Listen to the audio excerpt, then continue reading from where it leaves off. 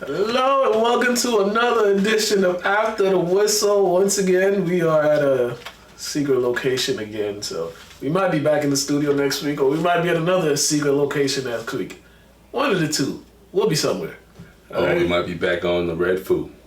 That too. That too. I'm here. Todd's here. We're in the middle of July. July is flying by real quick. It's already July 20th. It's hot outside. Hope y'all getting all your waters in it. It's finally hot. I wasn't feeling that.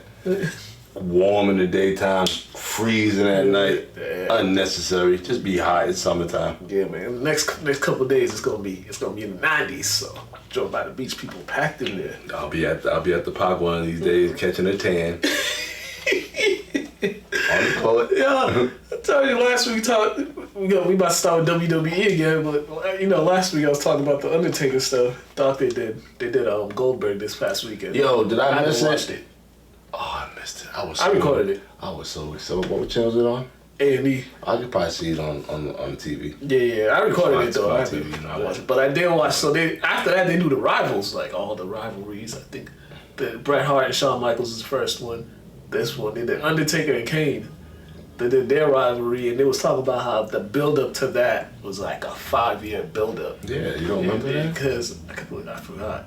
But it was just, reliving everything, and then... You didn't even see Kane when they first started talking about him. It was like just like split appearances of a shadowy figure and a fire, and then one day, was it Raw, when he finally came out? No, it was Bad Blood. It was a pay-per-view when he came out. Okay. All right, you are correct. He came out there in that pay-per-view, but they said they started working on that idea in like 1990. Now, question, didn't mean to cut you off. Was that the original idea for the Undertaker brother story?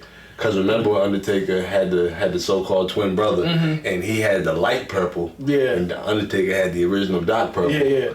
Wrist bands, whatever you want. They weren't even cufflinks, they were whole bands. Yeah. So and that was like the big thing. So I wasn't sure if that was the original thing to have Kane, and maybe Kane was too, I want to say, the idea of too scary for that time, because Undertaker was the scariest figure at the time, and then Papa Shango, and you know what I mean? Yeah, from reading it, they said, so when he first debuted, he went by the name of Kane the Undertaker.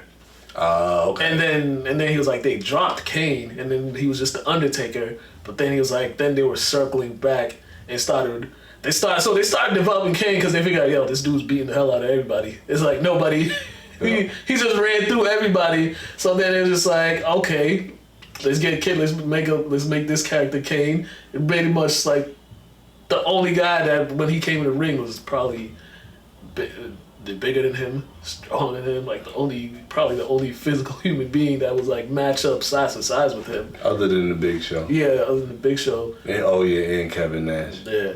But it's a couple. Yeah, so that whole storyline was very unique. I just like how they build up. When you see the build up to it and all that, and then with the appearance on Bad Blood and the Hell in a Cell, it was so dope. And to correct myself, when I say Kevin Nash, if I'm talking WWF, I gotta say Diesel. Yeah, that's the original Diesel. Yeah. We know wrestling. Yeah. But yeah, that Undertaker and Kane one was definitely good. And they talked about how each character evolved, because it's like the Undertaker, they had to turn Paul Bearer into a heel so he could like evolve and be like talking more and stuff, because he was like saying a couple of sentences. He didn't say much because Paul Bearer said everything. Yeah. My mom used to love. She do the imitation Paul Bearer. She used to love that. But yeah, so if you haven't checked that out yet, just make sure A&E every Sunday. They got the docs, then they got the rivals right after. So it's back-to-back episodes. Yeah, so I gotta put that in my reminders. Yeah, definitely. All right, we got some NBA stuff, NBA news for you. All right, so the Suns, I don't even know why they made this. I don't even know why it got to this point when they could have dealt with this way beforehand, but they finally re-signed DeAndre Ayton after he had signed a tenor with the Pacers last week. And, because he was a restricted free agent, they had 48 hours to match the offer. So they matched a 4-year, $133 million deal. But my thing is, they could have got this done a long time ago and never even let it get to this point. But the Suns were just being stupid about it, acting like they could find another big A young big like that could be as productive as him. You just said it. They were acting like they could find something because they were trying to find something. They were hoping something would just fall in their lap or something would fall in free agency that they could pick up on. And I think they were calling DeAndre's bluff. That's usually how it goes in business. Yeah. Somebody has to budge. Yeah.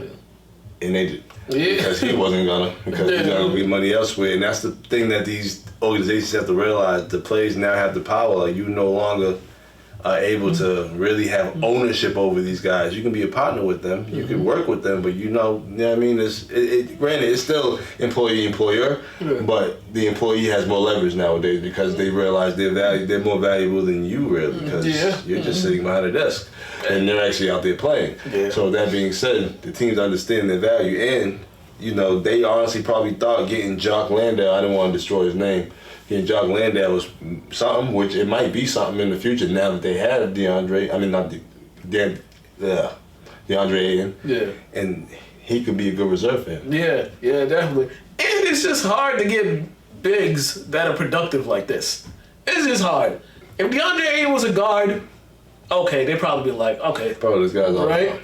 You could find a guard in free agents. You could find a guard in the G League that could come up in. You could find a guard anywhere. But as far as bigs, it's so hard. And, you know, there was also thinking probably Miles Turner, but Miles Turner's a decent NBA player, but he's not giving you 20 and 10, and he's not on the court all the time. Yeah, no, he's not as heralded as Ayton is. Coming out of high school, Ayton was heralded to be something special, and he's kind of going at that projection. Yeah, and he's homegrown. Well, because he went to high school in Phoenix, college in Arizona, as a pro. So it's kind of like you got a homemade product right there. Why not give it? And you guys got a good team. You just don't want to lose the anchor of the middle. It's just hard to find quality bigs. Yeah, definitely. Anywhere. If you got him, you got to hold on to it. So 4-year, $133 million deal, which could have been done way before, but, you know, the Suns owner, like I said, he's not the brightest apple on the tree as well, so... A lot of those. Yeah, but him specifically, if you read the stuff on him, you just be like, this guy, something else. All right, other guys are getting extensions too. So Keldon Johnson, Kentucky has put so many guys in the league. I can't even remember when he played for Kentucky, and it wasn't even that long ago. But I just couldn't remember the Kentucky team that he was on, but. The Spurs kind of had to do this, so losing DeJounte Murray, they had to give this guy an extension because he had a good season last year as a role player, and they lost Lonnie Walker too. The Spurs. Yeah, they lost Lonnie Walker to the Lakers. Yes. And they had Gallinari and waived him. Mm-hmm. I don't know why, but they're kind of like they're small forward heavy, and some of their small forward are tweeners, so they're kind of set in that position. Yeah. So he's got to do what's best for you, and that's a business move. And it works out for them because he averaged like 17 a game for them. Yeah. So that's pretty well for him being 22 years old. So all he's going to do is get better. Yeah, definitely. Especially in that system. Yeah, and I think the role is going to increase a lot more. He's going to have a lot more chances to average more points now because I'm looking at their roster. I don't even know who. But on top of that, he's an active player. He's a long wing post, you know what I mean? Yeah. So he can do a lot on the court compared to similar to a Kawhi Leonard, but obviously not as defensive oriented, but can do similar things. Yeah. As you said, he's coming off a season where he averaged 17, 6, and 2 assists per game. Those are really good numbers for a young player too. I don't know how much they expected that from him or that production from him, but as a young player, that's a good one. He's averaging 17, so that means he's giving you. You already know he's giving you 17, so he's saying he's going to give you 20-something a couple times, anyways. Yeah. So that's kind of what that's kind of telling you. And then you could see from if you just look at his numbers wise, in his first 3 seasons, every year everything has gone up. Like, you know, points for his rookie year went from 9 points to the second year 12 points to 17 points. So you've seen the progression and the development of him. Even like his assists has gone up, rebounds has gone up. Like you just seen a player that's really figuring out the league. Well, for real, for that on that part, it's showing that Pop is trusting him. Put more trust in him, because you can give guys opportunities, but they still might not be that effective. Yeah. So for him to get those opportunities and to be able to put points on the board and to be effective and thrive in those positions, he's only going to get more opportunities. Yeah. And I always look at it in sports. It's like the third year of any player. That's when you kind of should see the progress that they make in the third year. You should see like where their career is going to go, because a lot of people, when you look at their third year, it's like you've seen the big improvements, and then after that year, it's just been they've taken off. So this might be his chance to take off. And there's so many guards in the league. Yeah. So many guards in the league, but good for him on getting that extension. It's hard work, it pays off for him. All right, our guy Miles Bridges is having quite the summer. He got a rap album. I gotta listen to it. He's got a whole other stuff, but not that on this one is not so good. He's pleaded not guilty to 3 felony charges in domestic violence. Oh, but he has been charged. He has been charged domestic violence and child abuse. And he's a restricted free agent too. So it's just the worst time for all this. I heard Detroit was looking at him as well. Yeah. So did this happen in Detroit, or was this in? I'm not sure where it actually happened. In Los Angeles. It happened in Los Angeles. So he's in LA. He need to go back home. Yeah. Just recalibrate, get his brain in order. Yeah. For one, fellas, learn how to walk away. If you can de-escalate the situation by reacting differently, then do so. If you can't, just try to get out of there. Yeah. Just because it's never gonna look well, especially if you're worth that much money. It's gonna make it that much difficult for you, even if you didn't do anything. Not saying he didn't do anything, because from what I hear, he did some things. Yeah. So, wish everybody the best in all those situations, because it's always ugly. And I don't like seeing any couples ugly. I mean, any couples argue, especially getting physical, and then especially involving a child. That's a whole mess. Yeah, So cool heads prevail, and just talk things out. And a whole lot of unwarranted attention you just bringing on yourself and the team, because he's still currently a Hornet, but he's a restricted free agent. He's still technically still a Hornet, but it's just unnecessary press for the team, and it's just like, you're the absolute worst time for you to be getting into any type of legal dispute, because now teams are going to be like, maybe they were going to throw you a whole lot of money, and now they're just like, we can't throw this guy a whole lot of money here. We live in a world that people are so sensitive, but when things get heated, people start saying outlandish things, and things get escalated. But we need to live in a world where it's okay to be uncomfortable with certain conversations, but be able to still talk them out without things getting as big as some things get. Yeah. And a lot of people have issues with having those difficult conversations without letting their emotions get out of control, which people have to learn. Yeah, and it's never worth it.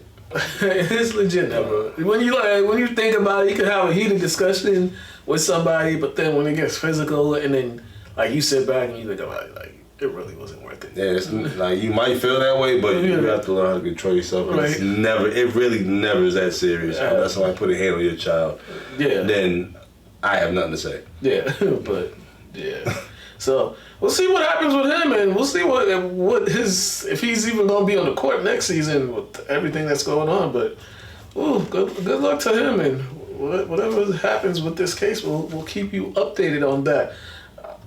Little transition now. We're gonna go to the NFL. Some quick NFL news. We just saw one legal matter in the NFL. Now we got another one. The Texans, they've reached a settlement with 30 of Watson's accusers, and not 30. The 30.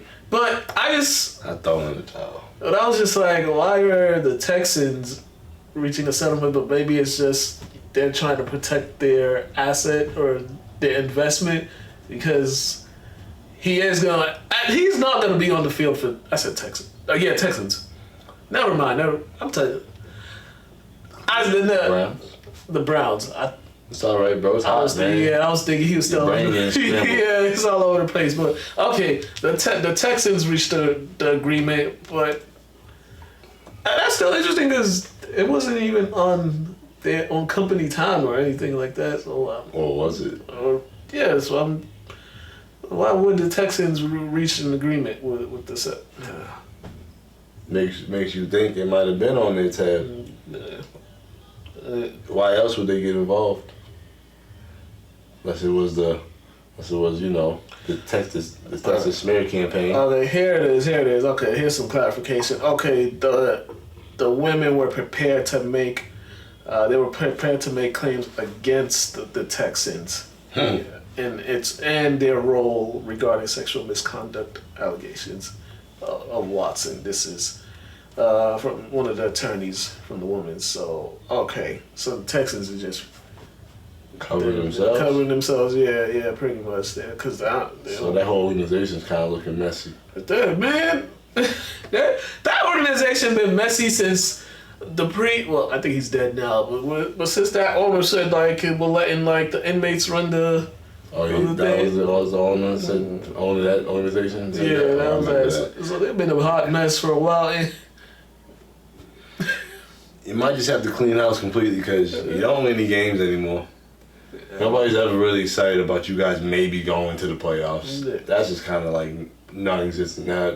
You got rid of Watson. Yeah. So you better off just clean the house and starting fresh because this is looking bad, especially in the world we live in where female empowerment is the culture and win today, and I got no issue with it. But some of these men that do have an issue with it, y'all need to just resign, man. Because especially in a league who this offseason has been filled with nothing but more and more sexual allegations on numerous teams. We've got Washington, we've got the Cowboys. I know there's a couple other teams I'm missing, but those two teams right there, Washington and Dallas, they've had, they've been in the news for workplace sexual misconduct, and it's just not a good look at all for the league at this point in time, because it's you just getting left and right, and who knows what else will have come before the season? What else news will come up about before the season starts? Because I know training camp is starting, rookies are reporting this week and stuff, but.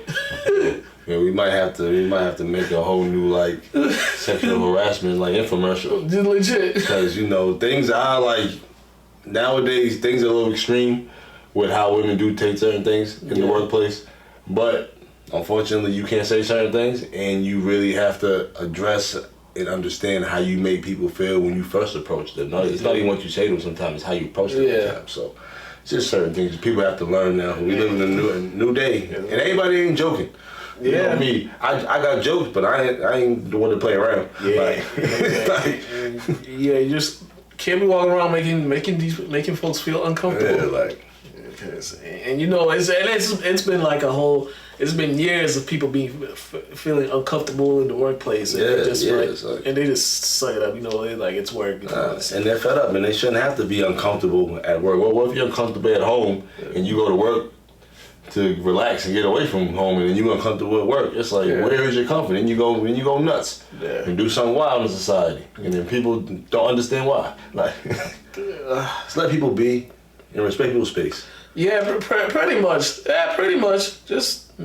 Pretty much. All right, we got some other, and this one people just turning down money. So Orlando Brown, Chiefs tackle, he turned down an extension that would have been worth up to $130 million or something like that. $95 million guaranteed. So what's the reason? I don't know. And he's gonna play on the franchise tag now for $16 million. I'm guessing he thinks he's gonna get a bigger contract next year when he's in free agency. Is that possible? It could be, but he plays in a position where. Is he an all-pro? What position he plays? He plays tackle. Is he an all-pro tackle? Yeah, he's an all-pro tackle. But he's an all-pro tackle. They traded 4 first-round picks or something like that for him because he was on the Ravens. So they traded for him because he's a really good left tackle. But he's also in one of them. But he's also left tackle is one of those positions where injury-wise, your season could be done like that because somebody could just fall on you and you could, Maybe he feels he's worth more. Maybe there's something behind the scenes that he's not feeling about the Chiefs. And it was it wasn't even a long deal. It was a 4-year deal. It's the Chiefs, right? Yeah. All right, so just making sure. It's the Chiefs. I mean, everybody has their reasons. I don't know what his endorsement deals and things looking like. I'm not wanting to count their money and wanting to get mad at somebody for turning down money. I just feel like when somebody who's in a position like that turns down money, they have a bigger purpose of why they turned that down in the future. So hopefully it comes to fruition. And hopefully he doesn't get injured. Hopefully he plays well and everything works out. I hope he don't turn out like Dennis Schroeder. Hey man, it's good to bet on yourself too, but sometimes, man. Maybe his agent really isn't in his best interest. I really couldn't tell you. Yeah. So here's a breakdown from a report. This was an article on ESPN. So the Chief offered him a 6-year, $139 million deal that included $30 million signing bonus and $95 million in the first 5 years. Maybe that might be it right there. But most of these contracts, when it's like 6 years, they don't even. After like third year, they start to renegotiate. That's a long time though. Yeah. He might just not like Kansas City. Because a lot of people forget like these people have to live in these places all year round. Yeah. So like, some people really will determine where they play based on where they're living. Yeah. Some people just look at the bread and they don't care. They move anywhere and play for whoever. But some people really take that into consideration. So who knows, man? Yeah, who knows? But hopefully he makes it through this season and he gets that bigger deal, the deal that he wants. The way these leagues are throwing out money, it's like left and right. You gotta catch it. Yeah, catch it. Pokemon, gotta catch them all. Thanks. Every dollar. Oh man. Okay, we got a little bit of college football just because me and him were talking about college football a couple of days ago. But conference realignments, we got teams moving conference. USC and UCLA, they're moving to the Big 12. We already know Texas and Oklahoma, they're moving to the SEC. It's also interesting. So USC and UCLA going to the Big 12, where all the schools are in cold weather schools, and they're in the West Coast. But it's like the travel for those games too, because they're gonna spend their majority of the time in the middle of the country. Bro, what we're talking about is gonna get to the point that there aren't any more conferences, because there really shouldn't be. Yeah. Just throw all Division 1A, 1A. You know what I mean? However they line up, schedule whoever you need to schedule. If it's smarter to schedule Division 1 teams within your region, and you have enough games to cover, a solid schedule, why not? Yeah. But once that playoff hit, everybody's throwing the same pool, I feel. But if you're gonna be in that top 10, top 5, you have to play all those ranked schools in order to be qualified to be in that position. Yeah, you have to play. This moving conferences and stuff is stupid, because my biggest issue with college football will always be how they just demolished the Big East. The Big East. Yeah. And the Big East was the reason why ESPN is what it is. Yeah. And they just kind of just all over the Big East. You know what I mean? So it's like, all this is unnecessary. I get it, it's a money grab, because that's all these schools are worried about. The NCAA is trying to do whatever they can to stay relevant, just because they're kind of fading out, because you got these players out here endorsing themselves and getting that paper. Yeah, and it's just gonna be weird seeing some of these teams in different conferences. And it's like you see USC traveling to Ohio State or Michigan and stuff like that going. So what's gonna be the Pac what now? I don't even know. Back to the Pac-10? It might go back to the Pac-8. Like this is unnecessary. Like, why you gotta rename these things all this just because, you know what I mean?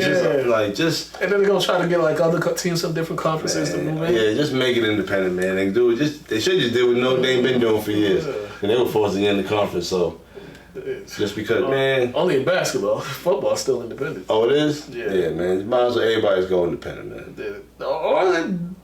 Do like three big conferences or something like that. Like, do something, or 4 big conferences, or you pile up the teams, or we just do Northwest, East, and West. I mean, Northwest, the regions. South, East. Right? Just do the regions. Bro. Then we good. Legit, because since the playoffs started, we've had the same teams and there's been a couple teams that deserved a shot to play in the playoff, and because of style points and also necessary BS, a couple Power 5 teams might have edged a couple teams out. And it's like, I want to see them teams get a chance to get whooped too. Like, the same Power 5 teams getting whooped. Yeah. So what's it even matter? Games don't even be close. So it's like, I might as well see, you know what I mean? Yeah, legit, yeah. Some Rudy type candidates out there. Give them a chance, man. Get it together. All right, we gonna go to Athlete's Corner. This is Mackenzie Acevedo now going to, I forget what college she's going to. Was it Framingham? No, it wasn't Framingham. Fitchburg? Yes. She'd be going to Fitchburg State. Congrats, Mackenzie, by the way. She's dope. Very great energy. That's very interesting because she was just going for the nursing program. And she said the coach saw her. I guess the coach had saw her tape or something like that. The coach reached out to her and asked her if she wanted to play, if she would join the program and stuff like that. So I was told she was going there to hoop and obviously go to school and stuff. But that's dope. Yeah, you all see this information in the video. Yeah, when we were talking, she said she wasn't really planning on playing college basketball. She was just gonna go for the nursing program and stuff like that. But hey. Hard work. I mean, it pays off. Yeah, it's something to do. Why not? It pays off. Time killer. Yeah, get some accolades out Definitely. there. So check this out. Then we gonna come back.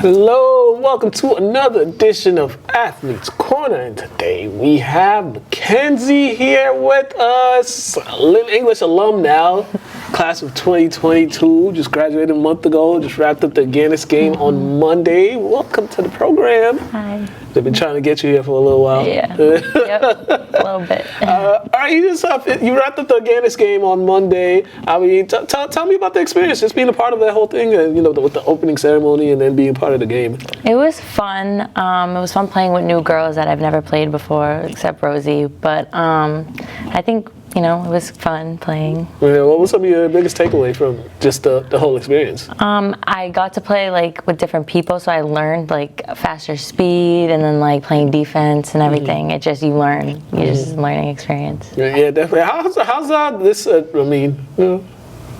this summer been? You've been graduating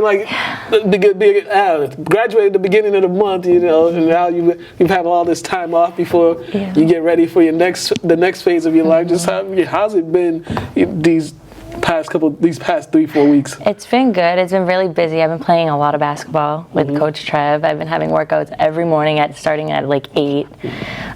So I really didn't have that much time to myself, but it's worth it. Yeah, when you're reflecting back on just your whole 4 years at Lynn English, everything that went on the court, off the court, just what was some of the stuff that you learned about yourself those 4 years? I learned how to be a leader. I never used to use my voice at all, so that was something that I learned a lot this season, was that it's okay to use my voice and speak a little louder. I just became a better ball player this year. This is the best year I've probably had. Mm-hmm. And you had the team in general had a transition going on. Lost a lot of players, new coaching staff. Played 7 games the previous season, and now back to a full season. I mean, for you as a teenager, was all that overwhelming at any point, or were you just trying to figure it out? Yeah, I was trying to figure it out, but it definitely was overwhelming at points. I wasn't used to having practice every day, because during COVID it was one practice and then a game. Mm-hmm. So it was having practice all week and then just to play in a game. It was tiring, and it was a lot. And for the girls too, it was a lot of work. Yeah, and it was also the full GBL season. You guys got the full experience. The previous season we were in the GBL tournament championship game. What did you learn from that game that helped you guys moving forward with this season? I learned that I think our communication was our biggest thing going into that game, definitely, because during COVID we didn't communicate with none of it. It was new girls, we didn't communicate at all, we didn't know each other. And then this season it was we got to know each other more, so it was definitely the communication on the court, I think, is what helped us to win. Yeah, and the team in whole you ladies were GBL champs, regular season champs. How did that feel to accomplish that, especially when you have first year head coach on the roster? How just did that feel for the whole group collectively? It felt really good. I mean, we've never really won anything like that, or like I've never won anything like that. So it was a good experience, and I think it was good that for Coach Trev too, for his first year as like a coach, for him to like win such a big game. So. Well, I know every team has goals and stuff. Was that when you guys knew that it was going to be a full season? Was that one of the things that the team had written down is to be the GBL champs? That was like our #1 goal. It was like we can win all these other games, but like when it comes down to like the end, like that is the game we want to win. Hey, did you feel that the foundation now has been set? Because you had the foundation with Coach Mack, and now a new foundation has to be set. Did you feel, and you going into your senior year, did you feel like you had a positive impact on those players behind you, the younger players? Yeah, I definitely think we did. I think this year, having a new coach, it really did help a little bit, because I think like we were all like new to it. Like we all never had Coach Trev as like a head coach, so I think it was a learning experience. But like we all like loved it. It was fun. It was a fun season. What would you say was the biggest change from you from, let's say, your freshman year to your senior year? My biggest change is definitely having more confidence in myself, because freshman year I like would just get the ball and just throw it away. Like I would just never do anything. And then this year I was driving more, making more shots, and I was like in the papers a couple of times. So I definitely think it was a confidence thing.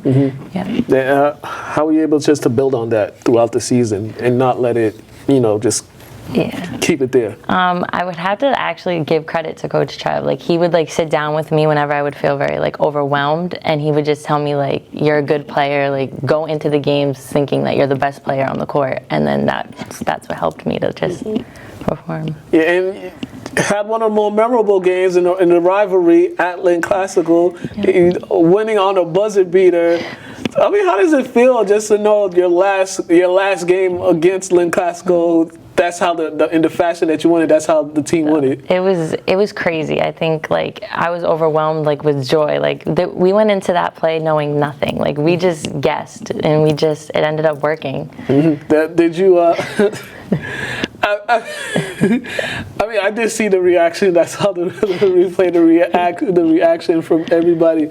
But that was the last game of season 2, right? Yeah, we played in the like the first round. No, I mean regular season. Oh yeah, right? that was the last game. Yeah, for that to be the last game of the regular season and everything going on, especially in their gym, was that just a little more cherry on the cake right there? Yeah, it was in their gym, so that's why we were like even more happier. But I think it was just the fact that we just went into it like we just did. There was nothing drawn up on that board. We just did it.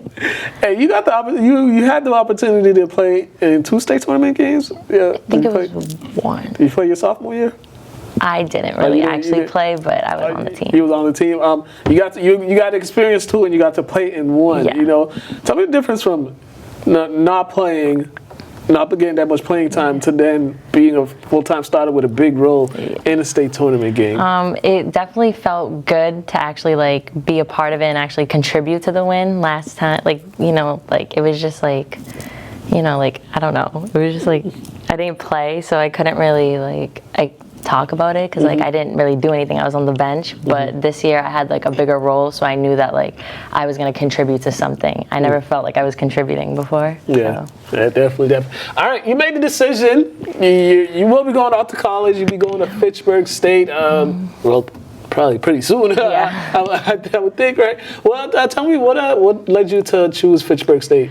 I wanted to go to Fitchburg State more for their nursing program, and then when the coach reached out to me and asked if I would like to play basketball, I think that just kind of like was like I just wanted to go, because I got an opportunity to play basketball and learn something that I wanted to. Was that something you didn't see coming? No, I wasn't planning on playing basketball in college. I was gonna be like, this was gonna be the end of it for me, but Coach Trev like pushed me to like actually go, so I was like, I'll just try it, and the coach liked me, so I was like, yeah. What was the conversation with the Fitchburg State coach? What did he tell you that really got you interested and made you say sure? It's a she, but I'm sorry. It's okay. I am so sorry. It's okay. She basically just told me that like I could really contribute to the team because I am a fast player and I have good defense, and that's something that team needs. So she would like love to have me, and I think that's just like really set my mind on that school. And when is your official move-in date, or When do you plan on heading off to campus? I'm heading off August 30th. Oh, so you got plenty of time. College it's gonna be the best time of your life. It's gonna be, even though you all the way out there. Yep. Which is kind of it's a good thing too, that you're all the way out there away from a lot of things. So you'll enjoy it. Enjoy it. Well, congratulations on everything. You'll do great up there. Yep. And make sure you socialize as much as you can. Definitely. All right. Before we get out of here, plug your social media. My Instagram is Mackenzie_Acevedo 34. All right, make sure you follow her. And I'm sorry to the Fitchburg State coach. It's okay. I didn't even know. I'm sorry. You've been watching Athletes Corner. Have a great day.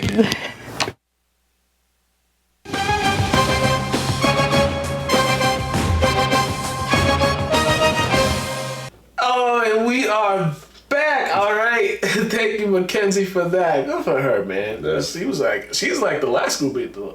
She's like the one y'all started with, right? Nah. No, like, is she like the last set of... Yeah. Last set I meant to say. Yep. Her and her and Rosie. Yep, her and Rosie, man, like, and Maddie came in the year after. Yep. Because Maddie's going to be a senior. Yep, her and Rosie, man, that's dope. Yeah, she came from Wentworth, man. Her and her mom figured it out, man. That's dope, man. She enjoyed herself, so... Yeah. Good for her. We got a lot of interviews coming up too. Got some more interesting interviews coming up. So stay tuned. I can't tell y'all some of the ones we got, but Major League, we got no Red Sox highlights. No Red Sox update because it's All-Star week. It was All-Star break. So, but we'll give you some All-Star break information. All right. The AL defeated the NL 3-2 yesterday. It was actually a good game. Giancarlo Stanton of the Yankees, he won the MVP. Him and some guy named Byron Buxton, they went back-to-back home runs. Okay, Back-to-back. Buxton. Yeah, they went back-to-back. So Stanton, he became the fifth player to win a league MVP, All-Star Game MVP, and home run derby. He joined Ken Griffey Jr., Miguel Tejada, Cal Ripken Jr., and Dave Parker. Two of my favorite players, man. I don't know who Dave Parker is. I know who Ken Griffey and Cal Ripken are. I know three of those dudes. I know Miguel Tejada, but Okay. Was he the one that was on that thing about age and remember that whole thing they was doing about age? I think it might have been. I think it was something. I just remember he was on camera. They showed him something. He was like, He just looked at it. He said, Yeah, you might YouTube that one, man. Somebody got the clip. Yeah, somebody definitely has the clip. And also the home run derby, Juan Soto defeated Julio Rodriguez. Juan Soto hit 19 in the final. Julio Rodriguez had 18. Home run derby. Baseball, for all the stuff we talk about them and how some of the stuff they do is nonsense, their All-Star break, their All-Star stuff, they get it right.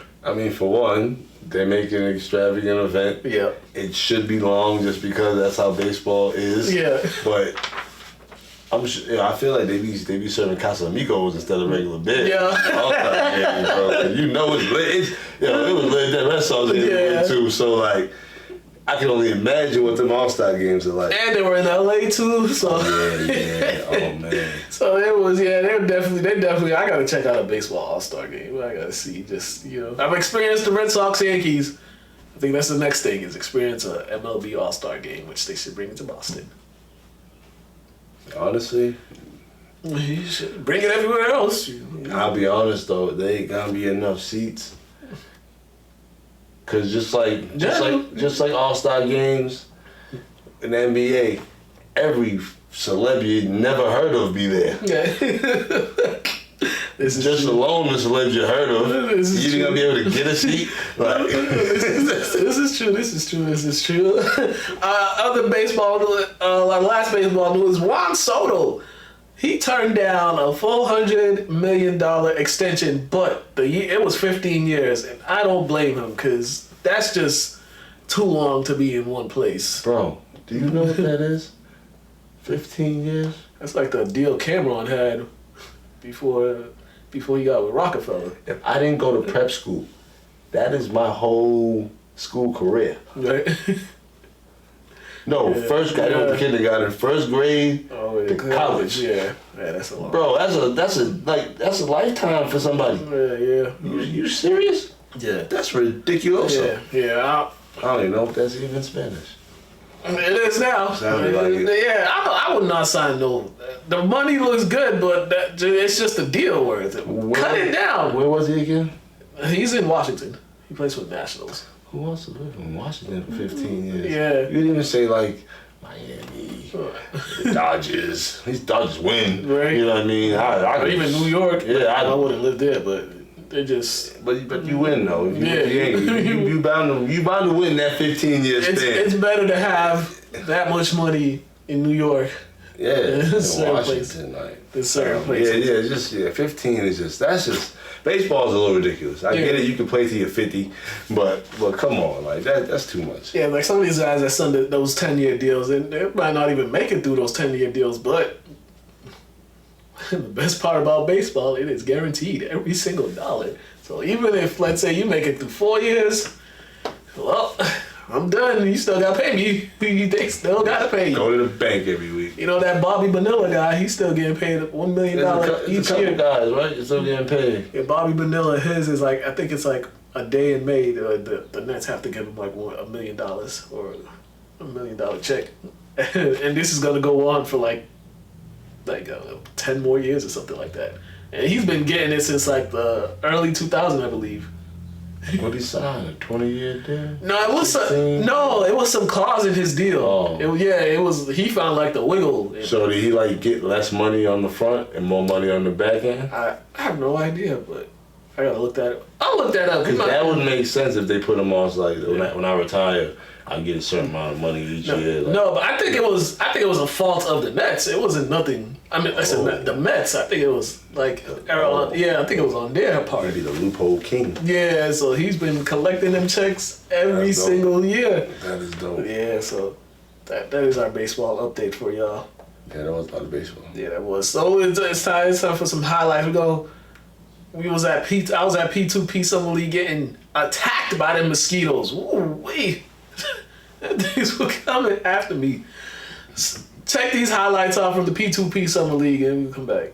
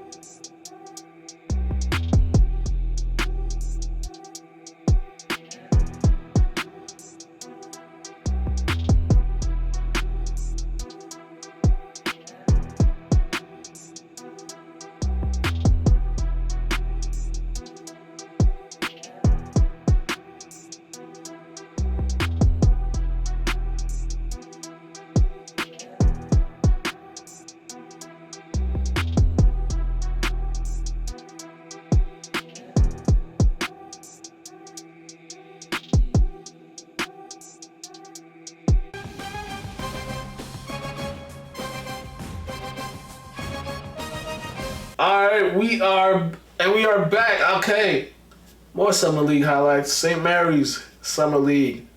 Check these highlights out from Monday. We're gonna get back.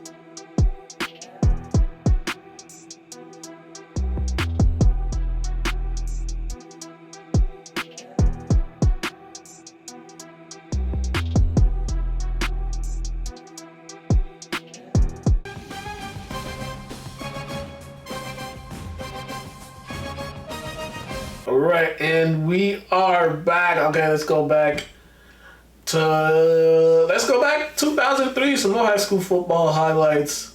Hood wasn't the quarterback yet during this game. It was English versus Danvers. This was early in the season. Okay. It was a shout out though, 14-0. That's dope. They was doing something at that point in time. Yeah. Check these highlights out. We're gonna come back. We got one more highlights, then we're gonna wrap it up.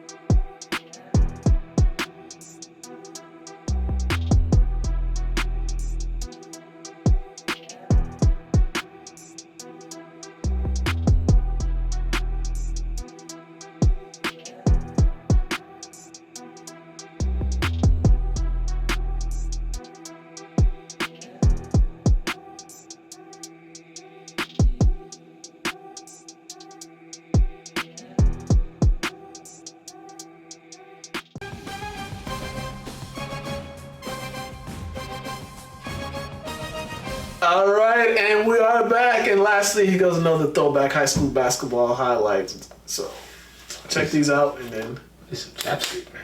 we're gonna come back and wrap this thing up. It's hot.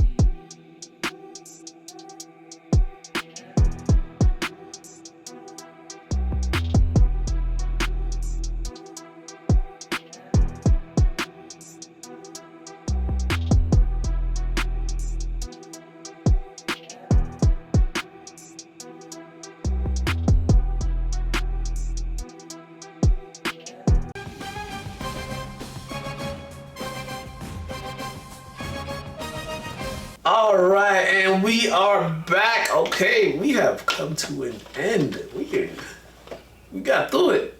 Hot. It's hot out, so make sure y'all put y'all sunscreen on and all that good stuff. Mucho calor. Yeah.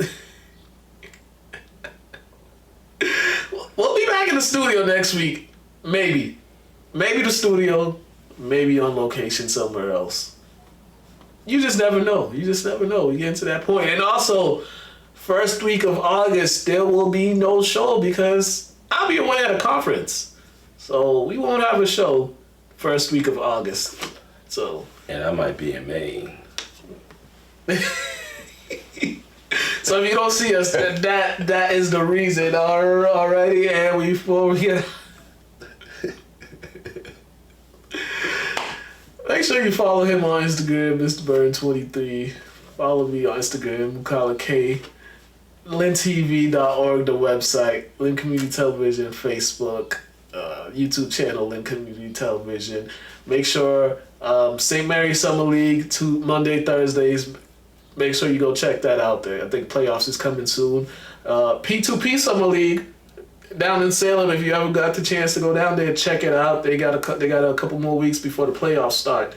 And Lawrence High has a summer league up there. I believe their playoff starts this week as well. So a lot of summer league action going on. And yeah, make sure all you young hoopers, make sure you put them work in. And football players, I know it's almost time for y'all for shoulder pads and helmets. A couple more weeks. Once August hits, it's really the get down time. St. Mary's and Kip are gonna open up the season.